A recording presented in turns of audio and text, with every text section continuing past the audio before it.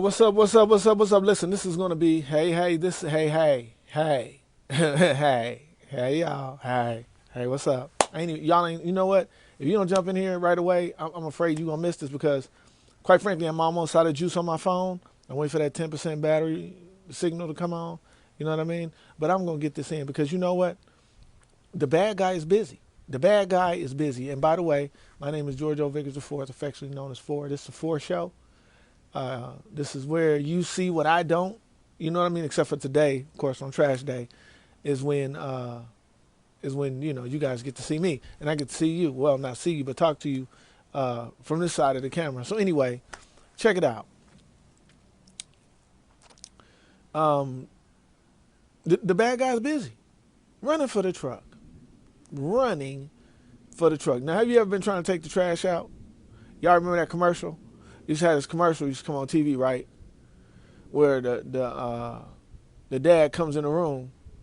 He's got like shaving cream all on his face and stuff. And he says, "Did I tell you to take the trash out?" He was like, "Oh," and the little kid's head went down.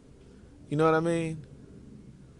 And the dad's like, "Let's go." You know what I'm saying? So they grab the trash cans and they show the dad and the son running with the trash can, running for the truck. And they catch up with the trash truck and, they come back to the thing. They had a few of those touching commercials out at the time. You know what I mean? That's one that really sticks in my head. Running for that truck, trying to dump that trash in that truck, and the dad. But the story was about parenting. The information was about being a good parent. Excellent commercial. Excellent commercial. Another commercial that was real excellent in the same vein. And I'm still on my subject. Don't get it twisted, and I'm not gonna take too long. But the other one was when the kid runs in and he bangs the door at the beginning of the thing. He goes, "Hey, Dad, I got two A's." And didn't I tell you about slamming that door? And the little kid's head goes down. You know what I'm saying? And then they go through the whole thing and they talk in the commercial. I don't even remember what they was talking about. I don't even remember what they was talking about. You hear me? And you listen to that. The next part, bam, the kid comes in, the same thing. Bam, Dad, I got two A's. And he says, "What? Come on up, let me see him." And you see the little kid's face as he's running up the stairs with his report card. You know what I'm saying? It was about parenting. You know what I'm saying? And it was about male parenting. They stopped doing that. You know what I'm saying? And since they stopped doing that, since they stopped pushing male parenting, like now they're pushing kid friendship. Be friends with your kids. Be friends with your kids. It's hard to be friends with somebody who you are supposed to discipline. And the reason why you discipline somebody is because they really can't afford to pay the whole price. The whole price for this, for stealing, is, time in jail. You might be a young person, you probably can't pay that price. You get your butt whooped. You know what I mean? Then you learn not to steal without suffering the real price. Let me give you a better example. Electric. When I was a little kid, I used to like to stick the butter knife in the light plug. I don't know, just seemed like you go in there. And my dad, you know, uh, he disciplined me. You know what I mean? You don't do that. You know what I mean? And finally, I got around to sticking that. I mean, to sticking that knife in the plug, and bzz, pow. You know what I'm saying? And my fingernail burnt up and everything like that. That was a small. I could have been on a puddle of water. It could have been real bad.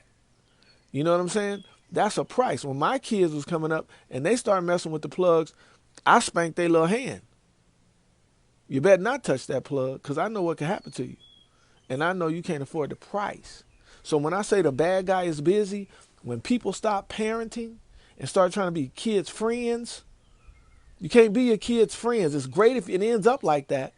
You know what I'm saying? At the end, when they grow up and they're adults and they're responsible, it's great if they end up befriending you and you end up befriending them. You know what I'm saying? I'm friends with my kids. You know what I mean?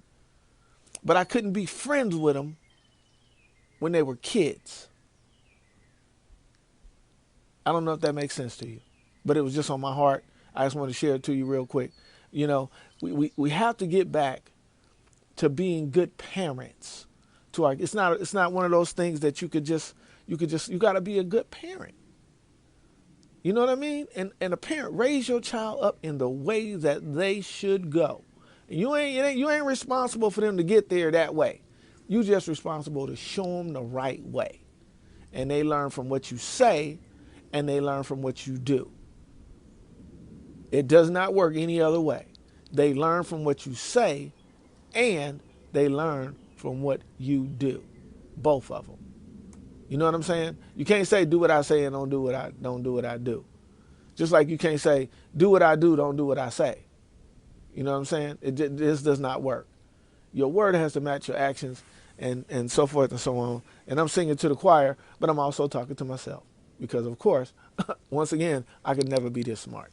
So I think I'm low on juice. Let's see, is anybody in the room with me? Anybody got comments? Nope, I'm the only one. Hey, there go my brother.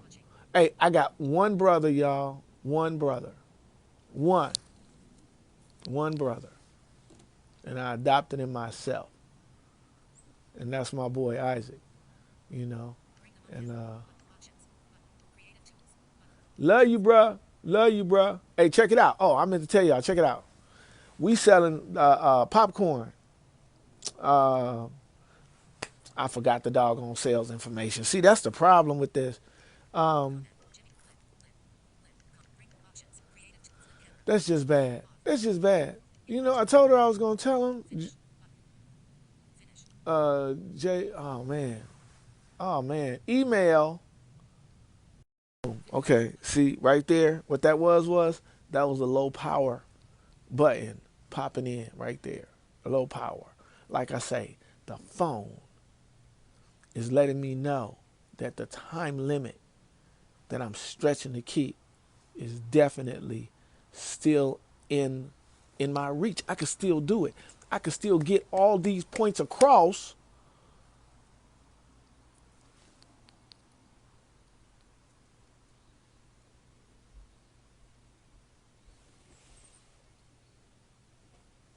in just a little bit of time. Now here's the trip, right? I'm blind, right? But I be looking because I have found these animals out here, right? What they do is they know I can't see. So they be all up in here. Just disrespectful. For real. They do. But when I look at them, they think I can see them and they go elsewhere. So that's the reason why, you know, every once in a while, because real talk, I don't be playing with these animals. You know what I'm saying? I don't be fooling with them because they be crazy out here, and they will touch you. You know what I'm saying? With them little bitty hands, they got them little bitty hands, and they will just touch you with the things, and I just don't want them touching me. I ain't gonna lie to you. Not no bird hands, not no squirrel hands, not no raccoon hands, not no what's them big giant rats, possums. Man, definitely not one of those things. So anyway, I'm going to tell y'all real quick about this transition because I told y'all I got this new job. It's in Unadilla. Now, Unadilla is way out, way out. It's about 3.5 hours from my house, but it's in the middle of nowhere. There's nothing around it. It's like an hour. It's about 118 miles out of Florida. Okay, 118 miles. I got both rest areas. And so it is an opportunity, and it's a great thing to have the opportunity. But let me tell you, I started out wanting to buy a building so I can do wholesale retail, like a brick building. I'm thinking, you know what I mean, brick on the bottom. You could live on the second floor. You know what I'm saying? I had a storefront in the bottom. That's where I started looking. Right, boom, got down there to where I thought nobody was looking. You know what I mean? Way down. In the middle of what I thought was nowhere.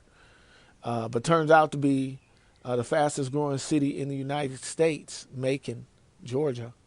Crazy, huh? 71% growth. No, I mean percentage-wise. Obviously not the fastest growing state, but the fastest growing percentage-wise. 71% growth out there. And, man, they're snapping up the property before you can get it. Before you can put a bid down on it, people are paying cash for them. It's cray-cray. It really is, man. So I started out with wanting a building. Then I went down to saying, you know what? I don't need a building. I don't even need a building. I just want a house.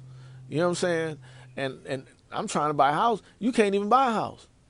People doing the same thing, buying them cash. People coming selling their house and in this market and just dropping cash on the house, paying over market for the house and everything just because they can do that. They got this cash and they got to find some place to stay because you can't stay in no apartments. Why? Because apartments and these week to weeks and all these different places like that is packed up with people who they getting put out.